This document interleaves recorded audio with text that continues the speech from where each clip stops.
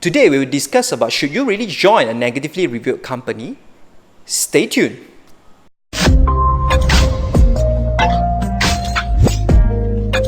Hi, my name is Jason, and if you want to know more about interview hacks, make sure you hit the button subscribe below and the bell notification so you don't miss anything.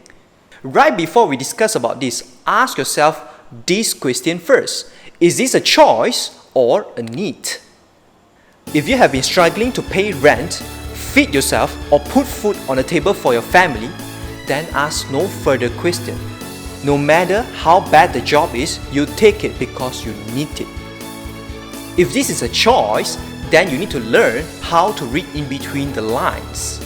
But how? Let me know down in the comments below when you could trust a review and what are your ways to read in between the lines. Okay, first, we will talk about this store. They have reviewed in their white paper that 70% of the company rank is okay or satisfied, and they rank averagely in between of 3.4. So, bad review could probably caused by disgruntled employee or the place for employees as a sounding board. And high reviews could also possibly mean that the reviews are being bought over or being posted by the internal HR department. Before I will go explain my view on this, I have a disclaimer to say that these are all based on my own opinion and no way represent any hard facts. In my opinion, most companies are doing pretty well treating their employees. In 21st century, most companies has put people as an important asset, irreplaceable compared to others. So we analyzed the reviews posted in two possible outcomes. So we will put this on each review into two categories. One is a very optimist way, which is a half cup full, and the pessimist way, which is half cup empty. First review that people mention, bad management. Management here could mean a lot of things. It could mean one person in that company or a group of people in that company. The pessimist view on this is very poor boss, tons of work, favoritism, and you can name it, a lot of stuff. In the optimist way, it could mean that one person in the whole management and you might join a different department than that person. In my opinion, leadership style is very subjected to perception and depends how actually you could accept the kind of people treat you. And a good leader also be identified as a person that could take commands from the employee itself. Since management or leadership style is being viewed differently from one person to another, so do reviews as much as possible to gauge what are the types that the people couldn't accept or types that people could accept. So how would you identify is this a really bad person to work with? In my opinion, interview is a two-way communication, and the way you could identify this is to ask questions in the interview. If you do not know what type of questions yet you can ask in the interview to identify what kind of boss you will encounter, I've put down in the cards here.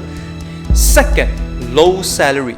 In my opinion, salary guide is mostly overrated because salary itself, aside from the role that listed in that salary guide, a few elements that will take count. First, the industry. Second, location. And these are heavily dependent elements on the salary itself.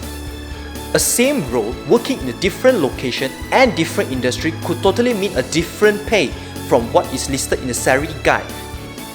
Of course, you may use the salary guide as a guideline, but do not depend on it fully. And the view. For pessimist view, it means that heavy workload, pay is inadequate such as forced OT with no extra pay. On the optimist side, it means that lower pay, but you also need to gauge what type of benefit they will give you, like more annual leave, insurance, parking claim, is it a free gym, any babysitter provided, and so on and so on. So the same thing. In order to identify is it really that bad, you may also ask questions in the interview, because interview is always a two-way communication. Make sure you ask questions in the interview that you have. Third, the bad culture. The culture here is divided into three categories. First, people. Second, working hour. And third, workload. In my opinion, people or colleagues are far more important than the leadership itself. You might have a bad boss, but if you have a very great relationship or working teamwork with a team, you may get things done very quickly. You may not want to join a company with a very hostile environment, like people backstabbing each other. Onto the view, pessimist side, it means that people are backstabbing each other, which is very bad.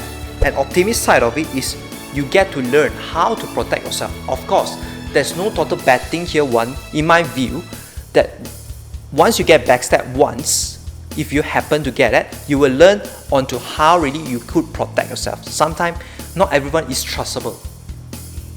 Not to say that you couldn't trust anyone in the whole life, just that you must also learn how to protect yourself.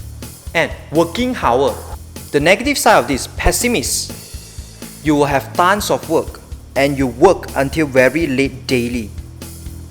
And of the optimist side, you have tons and tons of opportunities to learn. Long working hour also could mean that sometimes you get to learn a lot more things than other people in the same industry or the same company itself. It doesn't mean that totally that bad. But the catch here is learning. If you don't really learn, then nothing you could gain from working the long hour. And last one, the workload. Workload is very hard to gauge in the review because it depends on the person's efficiency to get things done fast. And let me give you one irony in the working world. Supervisors tend to give more job or tasks to people that are high performing because they are someone that are dependent, and most of the time happen that when people get a lot of tasks, actually it means a lot of opportunity given to them, but they will take it as they are being misused or abused by the company to do extra working. Actually, the company or supervisors are giving them more chance to get promoted. It's not totally that bad. But of course, I am not the right person to tell you everything like this. You have to gauge on your own. So on the pessimist side of this, you get more work than other colleagues. You get tons of it. And the optimist side of this is you get a lot of chance to learn more and grow further. You may enhance your career faster than people in that team or in that company itself. If you have encountered a companies that are like 5 out of 5, that will tell you that most of the reviews are being bought. I'm pretty sure of it. There's no perfect in this world. So anyhow, learn to view things in two sides. And most importantly, remember to ask questions in the interview. So it will help you gauge more of the company, supervisors, and types of questions that you have. Is this something that or some company you will want to work with? I hope the tips that I shared with you today could help you in your job hunting. If you have not done it, make sure you click here to subscribe or click here for all the topics that I've covered earlier. If you want me to cover some topics that I have not touched earlier, you may also put down in the comments below. And I see you next time. See you!